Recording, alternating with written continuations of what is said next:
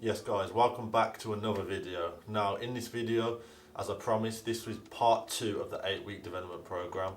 If you haven't watched part 1, I definitely recommend you watch it. If you haven't watched any of my other videos, I definitely recommend you watch those, Just because in my other videos, I kind of talk about the 8-week program briefly and what part of the recruitment process it is in. I think as a whole, if you do want to be a firefighter, you need to kind of have an overview of the recruitment process. I talk about this in my first ever video on the fire service, which is how to become a firefighter. I will link it here right now. So make sure you click that if you haven't watched that video yet. Also, I appreciate all the support so far on all the videos.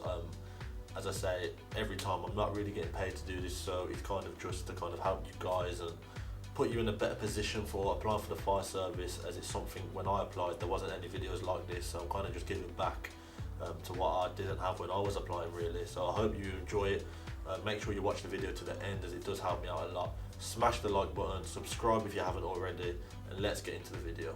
One thing that I will mention now is that if you see this sign anywhere in this video or future videos, it's kind of me saying to you guys that if I was in your position, I'd be taking notes on what I'm saying at this particular point. Enjoy the video. Now, week 5 and 6, the big weeks, the kind of, my opinion, the most important weeks. These 2 weeks as a whole are the most important weeks of the course. Also the most enjoyable weeks of the course I found, which is what I'm going to talk about briefly. Now, these 2 weeks is under BA, which stands for breathing apparatus, if you didn't know already. For anybody that doesn't know what breathing apparatus is, I'll put a picture here just to kind of show you what it is. And if you're not familiar with the fire service, you probably hear BA and you're like, what is BA? So this is where we put our sets on, we call it a BA set. The breathing apparatus is the mask, and then you've got obviously the cylinder and the back plate on your back. It weighs roughly 18.1 kg if I remember correctly.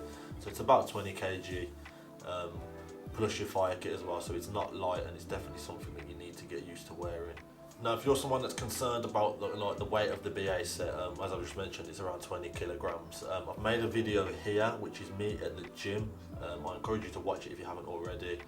In the video, I kind of discuss what I know now and what I'd recommend to you guys that want to be a firefighter. What kind of things you should do at the gym to replicate real life scenarios and training scenarios that you might be put through.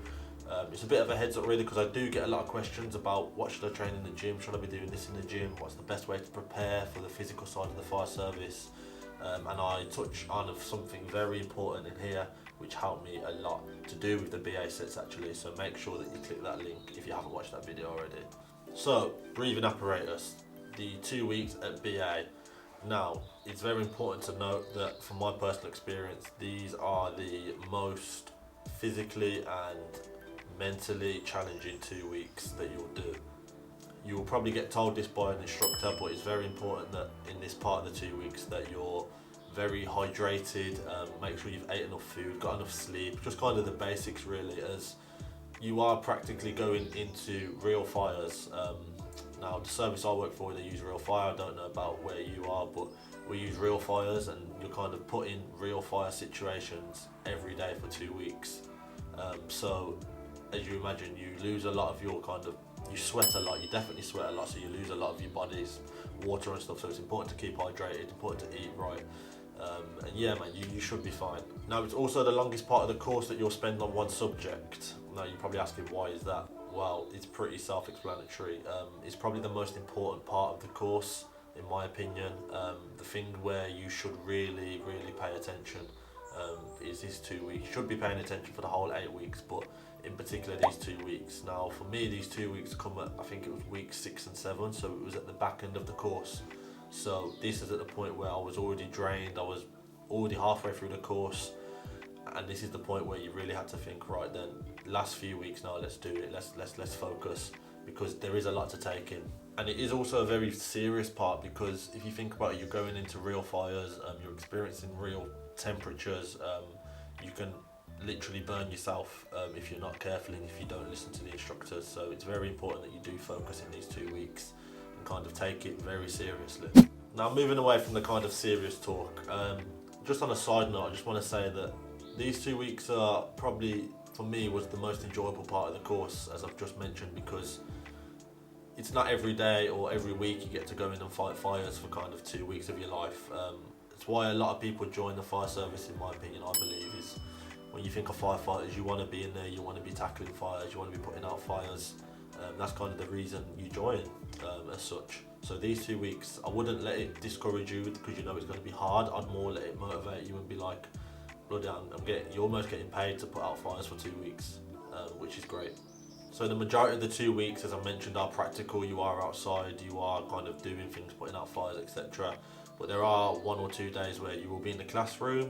One of the lectures which I remember is a fire behaviour lecture, where it kind of goes through different ways fire behaves and flashover, backdrafts and things like that really. So a lot of you probably already know the kind of basics of that stuff, but these lectures are from like an assessor or an instructor who specifies in this area, so he'll kind of give you his opinion or she will give you her opinion. And also it's very interesting how kind of fire behaves in a room, and when you close a door or open a door, close a vent, etc.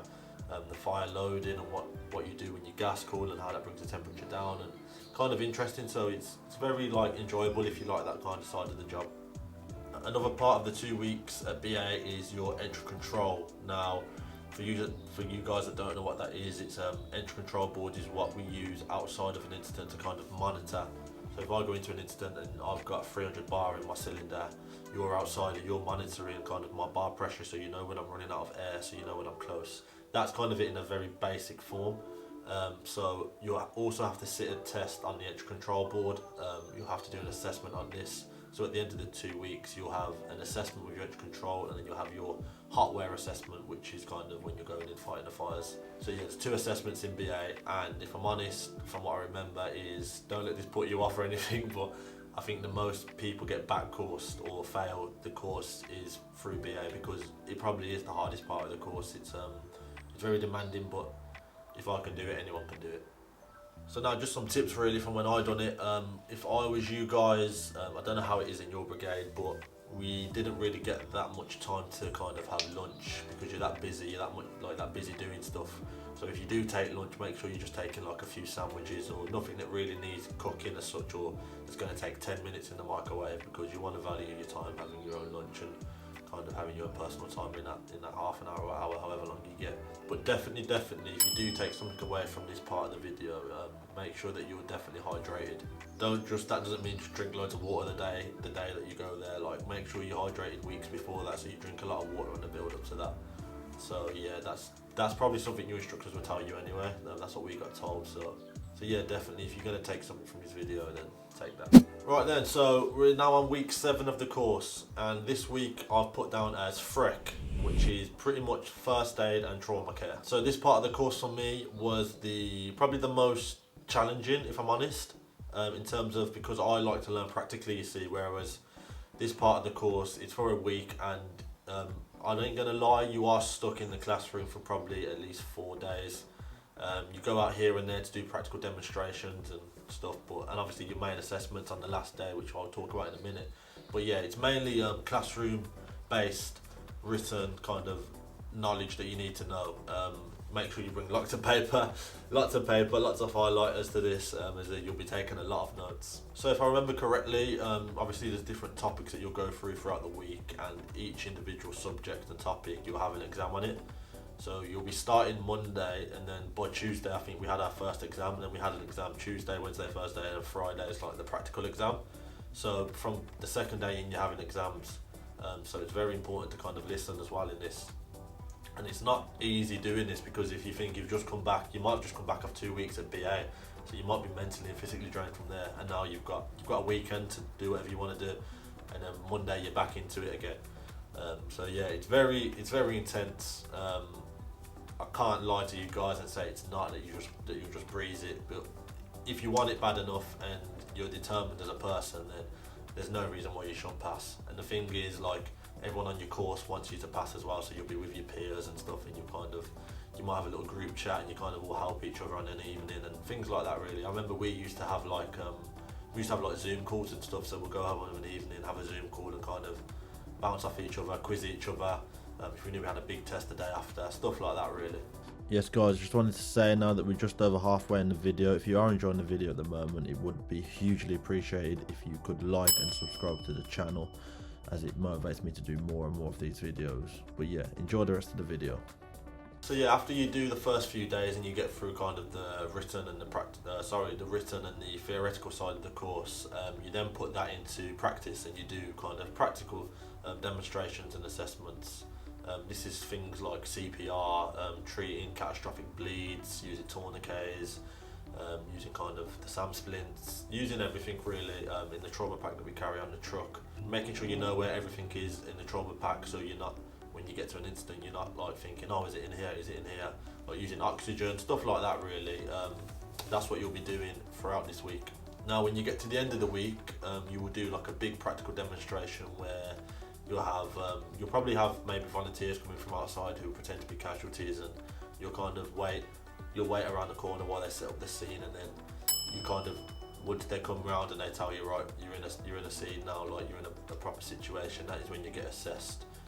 So you might even be giving first aid care to an instructor who's on the floor, but he's kind of assessing you on like how you deal with his injury, kind of how you would deal with it if he's having a seizure or his legs spurting or stuff like that really. So yeah, this big assessment, you might think that it's all about you, but it's mainly how you work as a team, how you work as a crew, because a lot of things in the fire service, as you probably already know, it's like you are a crew. When you turn up on the truck, there's at least 5 of you, so you are kind of a team. So it's how you work as a team to get through the situation that's been put in front of you basically. Now week 8, the final week of the course. So first thing I'm going to talk about is hazmats, which is hazardous materials. Now for us this was 3 days. I believe now it may be 2 days in the brigade I work for, but don't quote me on that. But for me it was definitely 3 days.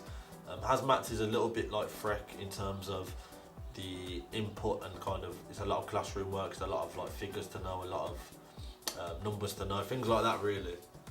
So hazmats is very classroom based. It's the same as FREC. On the last day you'll have an assessment where you'll have a scenario and you have to deal with it as a crew, which is quite fun to be honest. There is definitely a lot to learn in hazmat, especially with only 3 days. You'll try and know it all.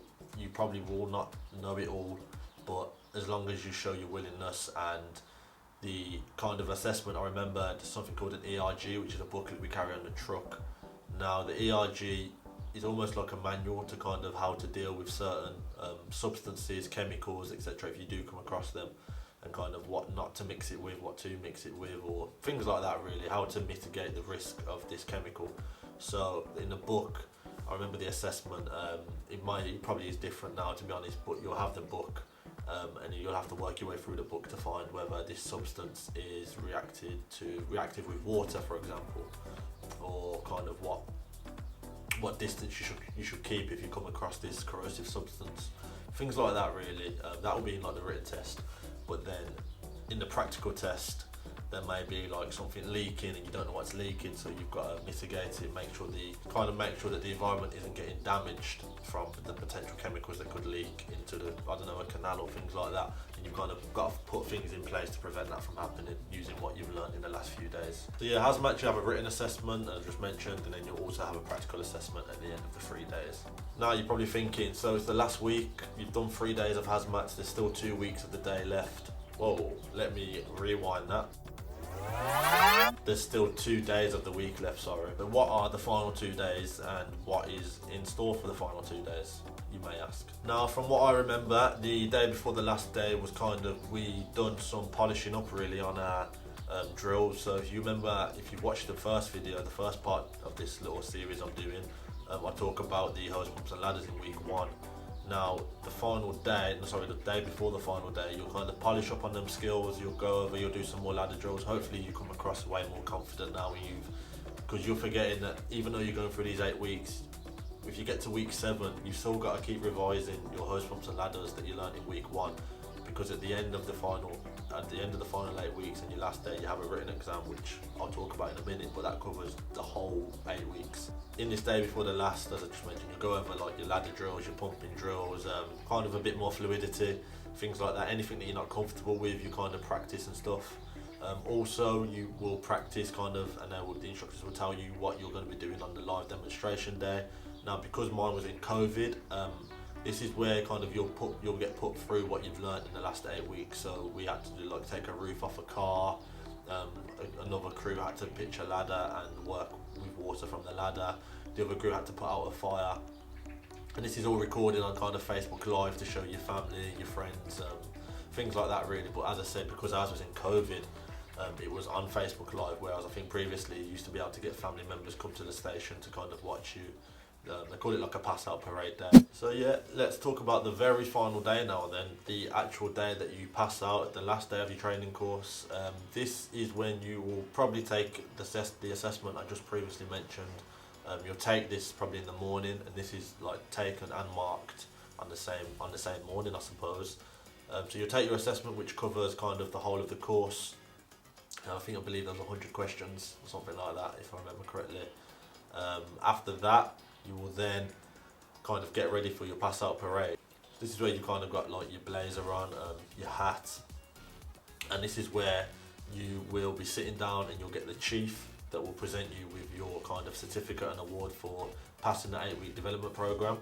You'll also at this point of the program get assigned to your station where you'll be posted, so like the station which you're going to go to work at. Hopefully, fingers crossed, it's one that's close to your house, but I think they do say that they do try and get you as close to your house as possible, but obviously it's not always the case, as it's dependent on where's available on different stations and kind of stuff like that really. Like if there's not a slot on your nearest 5 stations, then you obviously can't go to one of them 5 stations, can you? For me, the pass out parade was kind of a highlight. Now looking back at it, it's probably the time where I felt the most proud. It is kind of, it's almost like all the hard work you've done over the 8 weeks has kind of finished now, and like this is where it really starts, and it's almost a bit of like a relief, because you don't want to be backcoursed, you don't want to fail. Nobody wants to fail, do they? So it's good to kind of have that pressure off you that you've been through, because if you think it's not just the 8 weeks you've been through, it's almost like a year and a half. Like for me, it was 18 months in total.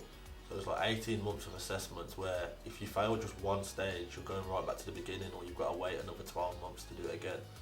So it's almost like 18 months of work is coming to an end.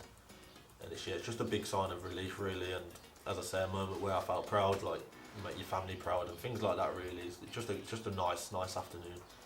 So yeah, I just want to conclude this video now with a bit of advice. You're probably sitting there thinking, oh my god, like this is a lot of hard work, like this is a lot more intense than what I thought it was, or Cam's made it come across a lot more intense.